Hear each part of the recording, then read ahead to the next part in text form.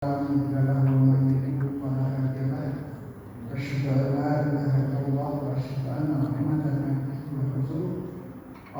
sholli ala Muhammad wa ala ali Muhammad. Alhamdulillah kita berikan syukur kepada Allah Subhanahu dan hari ini kita masih bisa melaksanakan tugas-tugas sosial di antara kita. Salah satu kegiatannya adalah dengan melaksanakan tolong ini di masjid ini. Sama sekalian, ibu jago ibu ya teman-teman.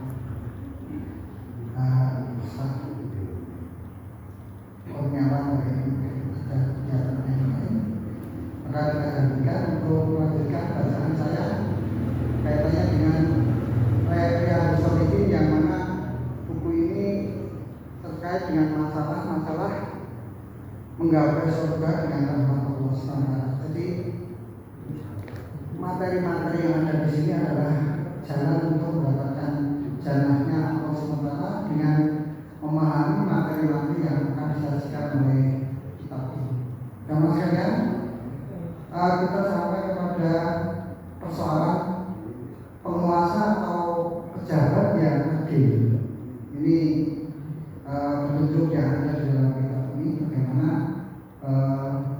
persoalan yang dihadapi oleh seorang penguasa dan seharusnya apa yang harus dilakukan oleh seorang penguasa.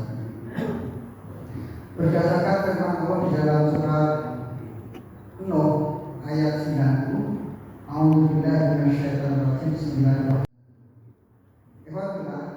Kita sebenarnya itu ini mempunyai panduan, yaitu Al-Quran dan Sunnah, dan di dalam perjalanan hidup kita, kalau kita kebetulan mempunyai posisi sebagai pejabat atau sebagai orang yang mempunyai kewenangan dalam melaksanakan mengemban amanah sebagai pimpinan daerah ataupun sebagai penguasa, maka perintahnya adalah seperti ini. Allah menyuruh kamu, kita sekalian ini, berlaku adil dan berbuat kebajikan. Aktivitas yang kita jalani, kegiatan-kegiatan yang kita lakukan sehari-hari ini diperintahkan untuk berlaku adil dan juga melaksanakan kegiatan yang kebajikan di sini berarti bahwa yang kita lakukan itu berpedoman atau berpegang pada Quran, perintah-perintah Allah dan juga hadis Rasulullah SAW. Di samping Quran surat Nuh ayat 90 juga ditegaskan lagi di dalam surat Al-Hujurat ayat 9. A'udzubillahi minasyaitonir rajim. Wa aqsitu innallaha yuhibbul muqsitin. Dan berlaku adillah, sesungguhnya Allah menyukai orang-orang yang berlaku adil. Berbuat adil ini adalah satu perintah yang mesti kita lakukan di dalam keseharian kita sebagai makhluk, sebagai hamba Allah yang mempunyai tanggung jawab. Tanggung jawab kita sebagai orang tua, sebagai anak, sebagai apapun pribadi kita, maka di dalam aktivitas kita sehari-hari hendaklah mampu melaksanakan sifat adil ini dalam segenap kehidupan kita. Memang tidak mudah bersama sekalian untuk melakukan perintah ini, namun ini adalah sebuah perintah yang wajib kita jalankan, kita lakukan, kita amalkan di sisi kehidupan kita, posisi kita, kondisi kita sebagai makhluk Allah, sebagai hamba Allah ini mempunyai kewajiban untuk berlaku adil. Nah, baik itu kepada orang lain maupun kepada diri kita sendiri. Bahkan kadang-kadang zaman saya, kita itu bisa berlaku tidak adil terhadap diri kita sendiri. Waktu kita menjalani aktivitas yang merugikan kepada diri kita sendiri ini pun sebenarnya berlaku tidak adil terhadap dirinya sendiri. Oleh karena itu sampaikan hati-hati, dan perjalanan kita itu seakan-akan kita berada dalam sebuah lembah yang penuh dengan rancu-rancu yang mana bisa kita yang cenderung untuk tidak berlaku adil di dalam melaksanakan aktivitas kita sehari-hari. Dalam sekali kita memang dipandu dengan hadis Rasulullah sebagaimana yang tertera di sini. Wan Abi Hurairah radhiyallahu anhu, ani Nabi sallallahu alaihi wasallam, qala sab'atun yudhilluhumullah fi dhilli yauma la dhillu illa dhillah. Imamun adilun wasabun nasya'a fi ibadatillah ta'ala wa rajulun qalbuhu mu'allatun fil masajid wa rajulani tahabban fi fillah ila akhirih. Hadisnya yang saya baca ini saya hanya sebagian, namun yang terpenting buat kita adalah bisa memahami semuanya yang saya bacakan. Dari Abu Hurairah radhiyallahu anhu, dari Nabi SAW, beliau bersabda, ada 7 orang yang telah akan mendapat naungan Allah pada hari kiamat, pada hari ketika tidak ada naungan sama sekali kecuali naungannya, yaitu pemimpin yang adil, pemuda yang rajin beribadah kepada Allah SWT, seorang yang hatinya selalu terpaut pada masjid, dan orang yang saling mencintai karena Allah sehingga mereka bertemu dan berpisah karenanya. Seorang laki-laki yang ketika diajak berbuat mesum oleh seorang wanita yang bangsawan yang cantik, tetapi dia malah menjawab, sesungguhnya aku takut kepada Allah. Seorang yang mengeluarkan sedekah secara diam-diam sehingga tangan kirinya tidak mengetahui apa yang diberikan oleh tangan kanannya, dan seseorang yang selalu berpikir mengingat Allah di tempat yang sepi sampai menitiskan air mata. Ini hadis yang digunakan untuk memandu perjalanan hidup kita, yang di sini ditekankan pentingnya berlaku adil oleh kita semua ini, baik itu posisi kita, jabatan kita sebagai apapun, maka hendaknya kita mampu atau bisa berlaku adil dalam setiap persoalan yang kita jalani. Kemudian juga ini disebutkan berpisah dan kita ini berkumpul beraktivitas ini karena Allah, bukan karena sebab seperti yang lain. Ini juga merupakan satu rambu-rambu yang mesti kita jalankan, kita lakukan ketika kita beraktivitas ini, hendaknya betul-betul dikatakan karena Allah, bukan karena sebab-sebab yang lain. Ini memang tidak mudah untuk kita laksanakan secara penuh, namun setidaknya kita sudah tahu orang bangunnya itu seperti ini, dan kita bisa melaksanakan ke dalam kehidupan sehari-hari kita. Masih dilanjut dengan hadis yang berikutnya. Wa'an Abdillah ini memberi beni Nasim radhiyallahu anhu, qala Rasulullah sallallahu alaihi wasallam, innal muqsitina indallahi ala marbak mana piro min nurin alladzina ya'diluna fi hukmihim wa ahlihim wa rawahu Muslim. Dari Abdullah bin Amr bin As radhiyallahu anhu, ia berkata, Rasulullah sallallahu alaihi wasallam bersabda, sesungguhnya orang yang berlaku adil di mata Allah itu laksana berada di atas mimbar yang terbuat dari cahaya. Mereka itu orang-orang yang berlaku adil dalam memperlakukan hukum terhadap keluarga dan rakyat yang mereka pimpin. Hadis Rasul Muslim. Jamaah sekalian, petunjuknya seperti ini. Bagaimana kita bisa mengaplikasikan di keseharian kita. Petunjuknya sekali lagi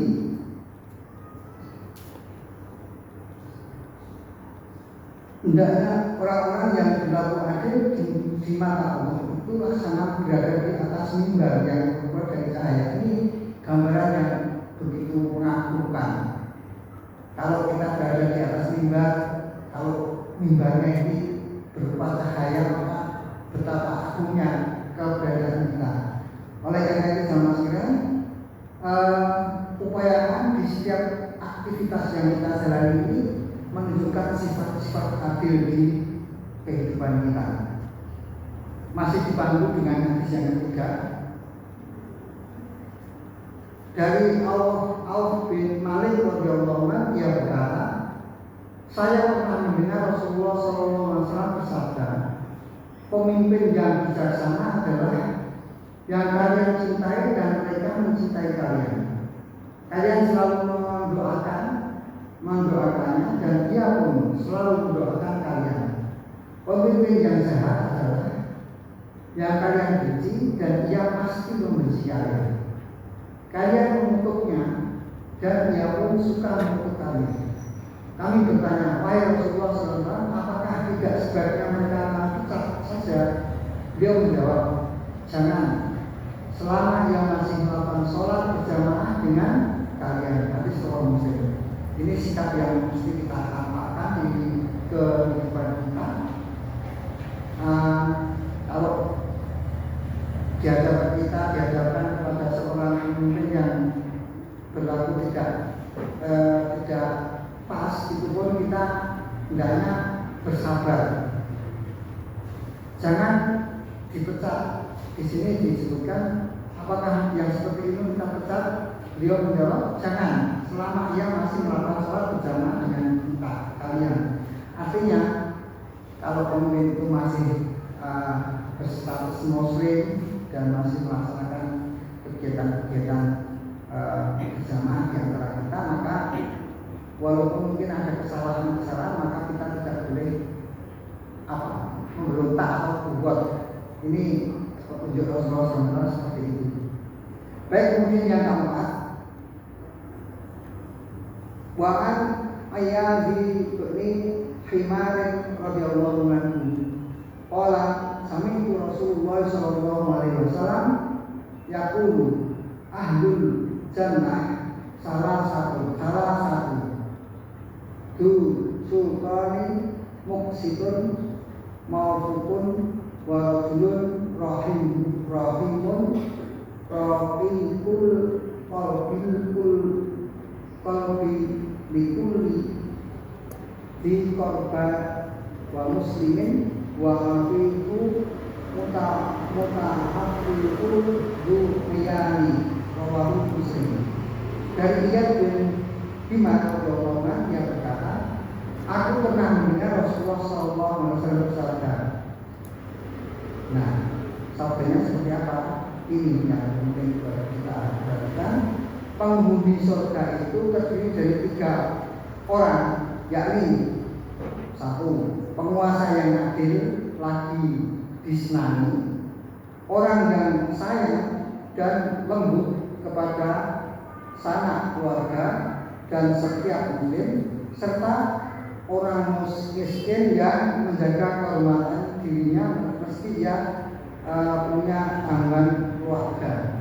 Ini 3 yang dikategorikan akan mendapatkan surga Allah SWT. Sekali lagi saya baca. Yang pertama adalah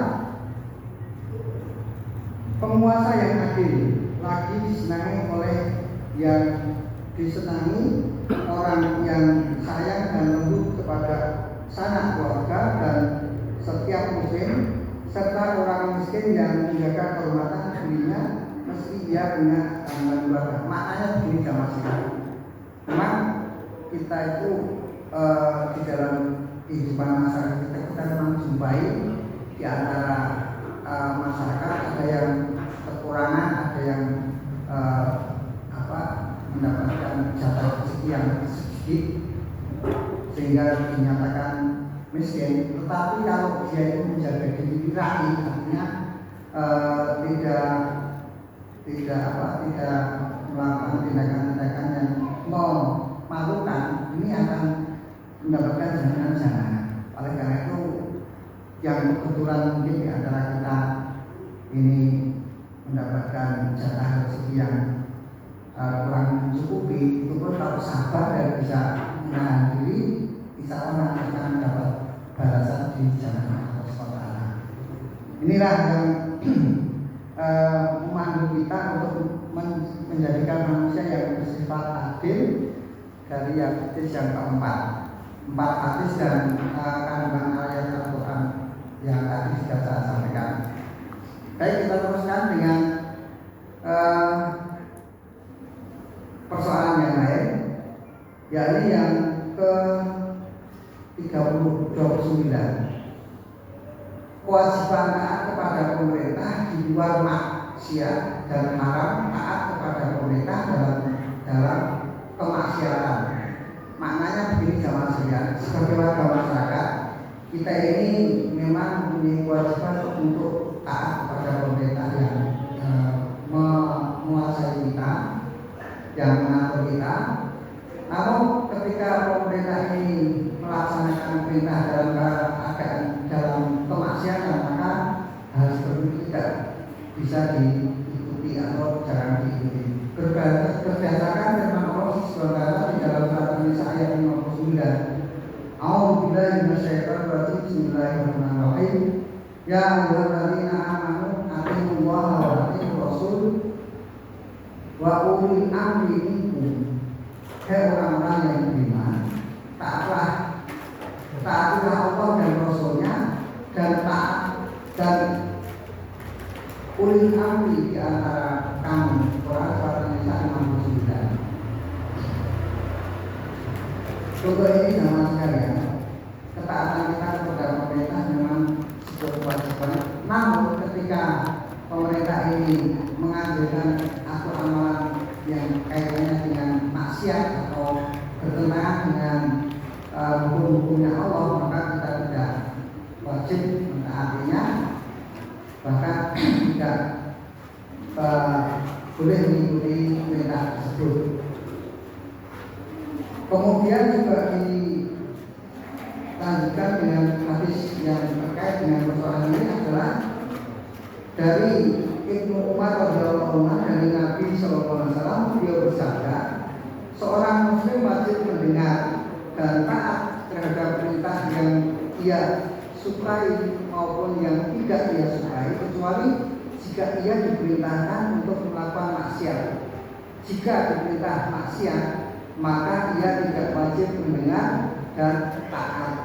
Apapun alaih. Ini yang mesti menjadi acuan buat menjalani kehidupan kita di dalam negeri. Ketaatan kita kepada pemerintah ataupun penguasa itu hanya kepada persoalan yang tidak maksiat kepada Allah. Tapi ketika ada unsur-unsur maksiat, maka kita tidak wajib mendengar dan tidak wajib taat. Nah, yang dikategorikan maksiat itu apa saja kita sudah tahu, bisa memikirkan atau memikir-mikir. Oh, kalau ini adalah sebuah perintah yang bermaksiat kepada Allah. Misalnya yang jelas saja, kalau misalnya ada anjuran untuk LGBT, misalnya ini dianjurkan oleh suatu komunitas penguasa tertentu, misalnya FP, itu melegalkan persoalan seperti itu, padahal itu adalah amalan maksiat, maka kita tidak harus mendengar dan mengikuti perintah tersebut. Dan masih banyak yang lain yang mana kadang itu diizinkan atau dilegalkan, atau tapi walaupun tidak diperintahkan, tapi kalau itu diizinkan, dilegalkan, maka kita tidak boleh mengikuti dan tidak boleh mendukung perbuatan-perbuatan seperti itu. Bahkan satu dua amalan kita itu memang banyak yang menyimpang dari ketentuan-ketentuan syariat, maka sepanjang itu berseberangan dengan syariat, maka kita tidak wajib, walaupun itu perintah dari atasan atau pemerintahan yang resmi. Baik, kita terus lanjut dengan hadis yang kedua dari persoalan ini.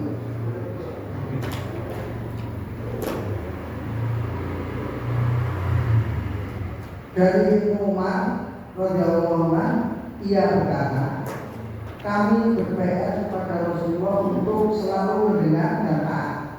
Beliau bersabda kepada kami, sebatas kemampuanmu. Jadi walaupun ini perintah dari Rasulullah, jadi sekali lagi saya baca dari Umar radhiyallahu anhu, yang berkata, kami berbaiat kepada Rasulullah SAW untuk selalu mendengar dan taat. Dia bersabda, Rasulullah bersabda pada kami, sebatas kemampuanmu. Jadi kalau jual kemampuan, maka itu memaksakan diri, dan itu juga sesuatu yang dipaksakan, dan itu diizinkan oleh Rasulullah untuk sebatas kemampuan itu semaksimal yang dia bisa lakukan. Contohnya begini, ketika seorang itu diperintahkan untuk, misalnya ini contoh saja, melakukan kegiatan olahraga, lari untuk mengelilingi lapangan sampai sak kekuatan itu, bukan berarti kalau kita sudah kesel boleh lari, enggak, tapi sak kekuatan itu sampai dengan batas yang sampai orang itu tidak bisa melakukannya lagi dengan kondisi yang seharusnya ia lakukan. Misalkan 10 kali putaran, itu perintahnya seperti itu. Tapi sudah 8 kali sudah kesel terus berhenti, itu tidak, itu belum sakpore kekuatan. Sakpore kekuatan ketika orang itu sudah semakut. Jadi maksudnya seperti itu. Jadi bukan hanya sekedar kita tidak merasa sudah merasa berat, bukan masalah berat dan ringan, tapi yang namanya sakpore kekuatan itu ya sampai dengan batas yang tidak bisa dilakukan lagi. Akhirnya sampai orang itu semakut, itu baru namanya batas akhirnya seperti itu. Bukan harus kesel, harus larang, nah tidak. Itu salah satu. Itu dalam masalah agama juga demikian. Kita sakpore kekuatan itu ya sampai kita itu memang tidak sanggup lagi untuk melakukannya itu. Namanya semaksimal itu ya seperti itu. Baik, kita kemudian lanjut dengan hadis yang ketiga. Dari Umar radhiyallahu anhu, dia berkata, saya pernah mendengar Rasulullah SAW bersabda, barang siapa yang melepaskan diri dari ketaatan, maka pada hari kiamat dia akan bertemu Allah tanpa memiliki hujah sama sekali. Dan barang siapa yang meninggal dunia tanpa pernah berbaiat, dia meninggal dunia secara sehingga. Maknanya ini sama sekali. Kalau memang waktu zamannya Rasulullah ada namanya baiat kepada Nabi, dalam artian kita berbaiat kepada Rasulullah SAW. Tapi saat sekarang ini baiatnya ya kita mematuhi pemerintah atau pemimpin yang secara syariat memang tidak melakukan penyimpangan, taat kepada penguasa dalam artian semua yang dia lakukan itu tidak menyimpang dari ketentuan Allah, maka kita wajib mentaatinya. Tapi kalau sudah ada unsur-unsur yang menyimpang, kita memang tidak mendengar dan tidak mentaatinya. Dalam riwayat yang lain disebutkan, barang siapa yang mati sedang dia memisahkan diri dari jamaah, suruh dia mati secara jahiliyah. Oleh karena itu jamaah sekalian, ini memang satu perintah untuk tetap ada dalam sebuah ikatan jamaah. Jamaah artinya jamaah umat Islam. Jadi tidak kalau kita itu keluar atau memisahkan diri dari komunitas Muslim, artinya itu bisa diartikan dia itu murtad, maka dia tidak akan mendapatkan ampunan dari Allah SWT. Barang siapa yang mati sedang ia memisahkan diri dari jamaah, sesungguhnya ia mati secara jahiliyah. Kalau dikatakan seperti ini berarti matinya dalam kondisi jahiliyah itu berarti dia tidak akan mendapatkan jalannya Allah SWT, tidak mendapatkan ampunan Allah SWT. Baik, kemudian yang keempat ini juga masih terkait dengan persoalan yang sama. Dari Anas radhiyallahu anhu ia berkata, Rasulullah SAW bersabda, dengar dan taatilah walaupun yang menguasai itu adalah seorang budak Ethiopia yang kepalanya seperti biji kurma. Artinya walaupun pemimpin kamu itu mungkin kita ini orang yang atau tidak pokok atau tidak seakan-akan tidak pas dalam posisinya sebagai pemimpin, tapi kalau dia memang jabatannya seperti itu, maka kita wajib taat dan patuh terhadap pemimpin tersebut. Sekali lagi, dengar dan taatilah walaupun yang menguasai itu adalah seorang budak Ethiopia yang kepalanya seperti biji kurma. Itu gambaran yang begitu nyata bahwa siapapun yang memimpin kita, kalau dia memang posisinya atau posisinya sebagai pemimpin, maka kita wajib taat dan mendengar apa yang dia perintahkan. Kemudian yang kelima terkait dengan persoalan ini, dari Abu Hurairah radhiyallahu anhu dia berkata, Rasulullah SAW bersabda, kamu harus selalu mendengar dan taat kepada penguasa, baik dalam suka maupun duka, dalam hal yang menyenangkan maupun yang tidak menyenangkan, walaupun dia tidak memperdulikan kamu. Ini kedepannya seperti itu. Jadi kepatuhan dan ketaatan kita kepada pemerintah itu memang total. Jadi persoalan-persoalan yang kadang-kadang diajarkan tidak, aturan yang ditetapkan itu kalau mungkin dirasakan berat buat kita, tapi sudah kita tidak diperkenankan untuk membangkang atau menyelisih ketentuan itu. Sepanjang, sekali lagi, sepanjang tidak bertentangan dengan syariat Allah SWT. Aturan itu memang berat bagi kita, tapi sepanjang aturan itu tidak menyelisih firman Allah dan juga hadis Rasulullah, maka kita mempunyai kewajiban untuk mentaatinya dan mendengarkan secara penuh. Inilah yang harus kita jalani sebagai muslim, sebagai warga masyarakat yang melaksanakan ketentuan-ketentuan yang diwajibkan kepada kita semua, sehingga kewajiban taat kepada pemerintah di luar maksiat dan haram, taat kepada pemerintah dalam bermaksiat ini yang menjadi acuan, menjadi pokok persoalan seperti itu. Jangan sampai kita melawan itu karena hanya tidak senang, hanya tidak puas dengan ketentuan-ketentuan yang dirasa berat oleh kita. Kemudian masih ada satu lagi garis panjang di mana ini banyak berpisah, mungkin akan saya bacakan secara keseluruhan saja. Dari Abdullah bin Umar radhiyallahu anhu, ia bercerita kepada kami bepergian bersama Rasulullah SAW. Di tengah perjalanan kami berhenti untuk membuat kemah.